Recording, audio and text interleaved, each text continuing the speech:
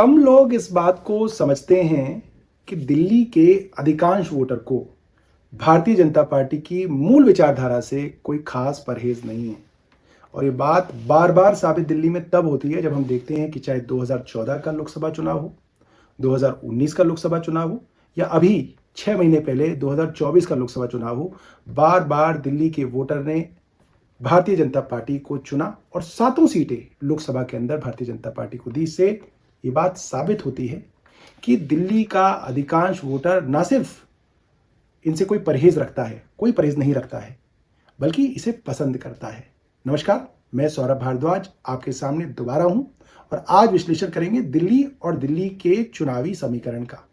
तो जब मैं कहता हूं कि भारतीय जनता पार्टी की विचारधारा से दिल्ली के अधिकांश वोटर को परहेज नहीं है, तब आप समझ सकते हैं कि किस कुशलता से अरविंद केजरीवाल और आम आदमी पार्टी ने इन सब परिस्थितियों के बावजूद दिल्ली के अंदर 3 बार सरकार बनाई।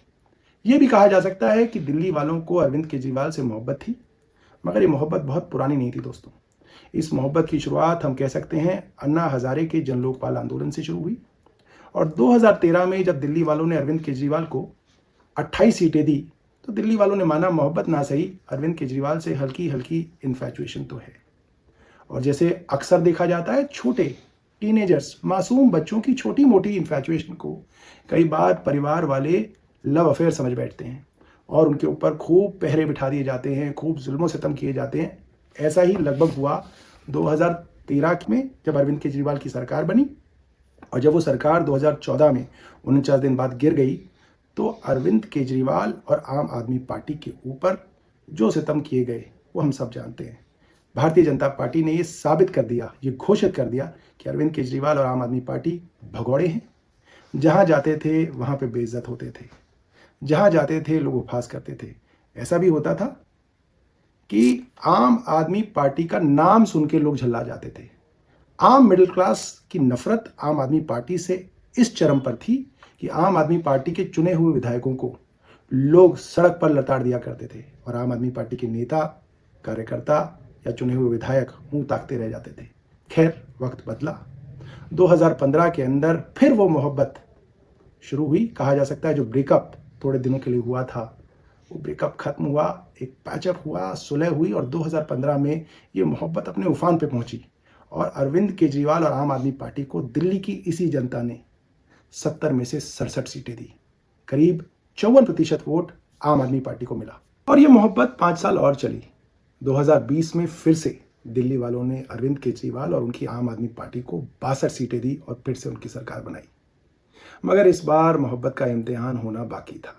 जैसा कि हिंदी फिल्मों में दिखाते हैं कि प्रेमी प्रेमिका अपनी मोहब्बत के चलते घर से भाग तो जाते हैं, मगर जो प्रेमिका का पिता होता है, जो अक्सर विलन होता है फिल्मों के अंदर, वो उनका जीना मुश्किल कर देता है। और ये 5 साल 2005 से 2020 से 2025 तक के साल मुझे लगता है दिल्ली वालों और अरविंद केजरीवाल की मोहब्बत का असली इम्तिहान था, जिसके अंदर दुनियादारी हावी हुई और इस जालिम दुनियादारी ने इस मोहब्बत को तोड़ने की बहुत कोशिश की।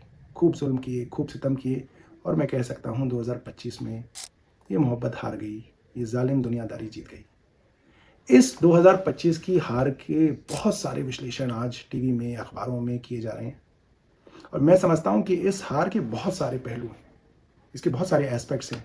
आज एक एस्पेक्ट पे हम लोग बात करेंगे और इस एस्पेक्ट को, इस पहलू को मैं कहता हूँ वो जो हर बार वापस आता था इस बार न लौटा। मैं दोबारा रिपीट करूंगा, वो जो हर बार वापस आता था इस बार न लौटा। दिल्ली में भारतीय जनता पार्टी का अपना कितना वोटर बेस है, इसके ऊपर कई तरीके के कयास लगाए जाते हैं। मेरा मोटे तौर पे मानना ये है कि भारतीय जनता पार्टी का दिल्ली में मोटे तौर पे 32-33% कैप्टिव वोट है, कोर वोटर बेस है।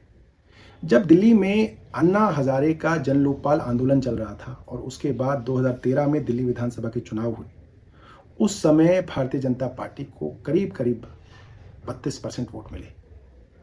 उसके बाद जब आम आदमी पार्टी की सरकार गिर गई और 2015 के फरवरी में दोबारा चुनाव हुए, उस दौरान आम आदमी पार्टी की आंधी चल रही थी, ऐसी आंधी जिसके अंदर आम आदमी पार्टी को 70 में से 67 सीटें मिली। इसके बावजूद भारतीय जनता पार्टी का कोर वोट, जो उनका कैप्टिव वोट है, वो उन्हें दोबारा मिला, करीब 32% वोट। इसलिए ये बात कही जा सकती है कि भारतीय जनता पार्टी का दिल्ली में 32 से 33% ऐसा वोट है जिसको कोई फर्क नहीं पड़ता, जन लोकपाल आंदोलन हो रहा हो, आम आदमी पार्टी की आंधी चल रही हो या कुछ भी हो रहा हो, वो voter base Bharatiya Janata party को हमेशा मिलता रहा है। मेरी नज़रों में अब तक ऐसा हुआ। जब 2014 में लोकसभा के चुनाव हुए, आम आदमी पार्टी और कांग्रेस की दिल्ली में करारी हार हुई। सातों की सातों लोकसभा सीटें दिल्ली में भारतीय जनता पार्टी को मिली। भारतीय जनता पार्टी बहुत जोश में थी। प्रधानमंत्री मोदी जी थे, पहली बार प्रधानमंत्री बने थे। पूरी दिल्ली में, पूरे देश में उनको लेकर जबरदस्त पॉजिटिविटी थी। उसके बावजूद 6 महीने बाद जब दिल्ली में फरवरी 2015 के चुनाव हुए, आम आदमी पार्टी को दिल्ली वालों ने 70 में से 67 सीटें दी, करीब 54% वोट दिया। यह अपने आप में एक चमत्कार था और आम आदमी पार्टी और इसके संयोजक अरविंद केजरीवाल को यह बात समझ में आई कि एक बड़ा वोटर बेस है जो भारतीय जनता पार्टी से आम आदमी पार्टी और आम आदमी पार्टी से भारतीय जनता पार्टी हर चुनाव में शिफ्ट होता है। ये कोई चमत्कार से कम नहीं था। 2019 का लोकसभा चुनाव आया, दोबारा से भारतीय जनता पार्टी को दिल्ली की सातों लोकसभा सीटें मिली और उसके ठीक 6 महीने बाद फरवरी 2020 में जब विधानसभा चुनाव आया तो फिर से ये देखा गया कि वही पैटर्न, 2015 वाला पैटर्न दोबारा से 2020 में रिपीट हुआ और आम आदमी पार्टी को विधानसभा के अंदर दोबारा से करीब 54% वोट मिले और 70 में से 62 सीटों के साथ आम आदमी पार्टी की सरकार बनी। मोटे तौर पे ये देखा गया कि भारतीय जनता पार्टी को जब 2019 में करीब 56% वोट मिले तो उनका करीब करीब 18% वोट 2020 के विधानसभा चुनाव में कम हुआ और वो 18% वोट भारतीय जनता पार्टी से खिसक कर आम आदमी पार्टी में आया, जिसकी वजह से आम आदमी पार्टी को जबरदस्त बढ़त दिल्ली के विधानसभा चुनाव में मिली। तो ये पैटर्न बिल्कुल साफ था कि दिल्ली का एक बड़ा वोटर बेस, खास तौर पे अगर हम इसको क्वांटिफाई करना चाहें तो करीब 18% वोट ऐसा है, वोटर ऐसा है जो लोकसभा में भारतीय जनता पार्टी को वोट देता है और ठीक 6 महीने बाद विधानसभा के चुनाव में वो अरविंद केजरीवाल और आम आदमी पार्टी को वोट देता है। और यही कोशिश आम आदमी पार्टी की 2025 के चुनाव में भी थी कि ये करीब 18% वोट जो अभी अभी 2024 के लोकसभा चुनाव में प्रधानमंत्री मोदी को प्रधानमंत्री बनाने के लिए मिला, भारतीय जनता पार्टी को सरकार बनाने के मिला, उसमें से करीब करीब 18% वोट हमारे पास यानी कि आम आदमी पार्टी के पास, अरविंद केजरीवाल के पास लौटेगा। मगर इस बार वो पैटर्न फॉलो नहीं हुआ।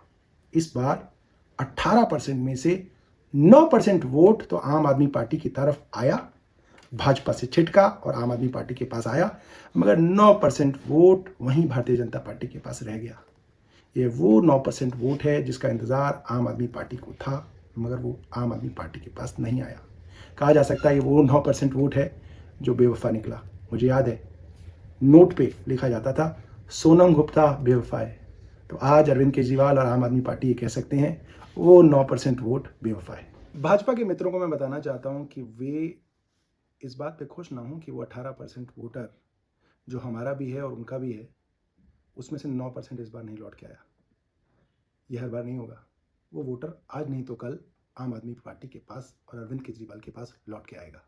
और ये जो बेवफाई की कहानी है ये इस तरीके से तब्दील हो रही है कि इस बार जब हम आम आदमी पार्टी के वोटों का विश्लेषण करते हैं तो आम आदमी पार्टी को करीब 43% वोट मिले हैं, भारतीय जनता पार्टी को करीब 45% वोट मिले हैं।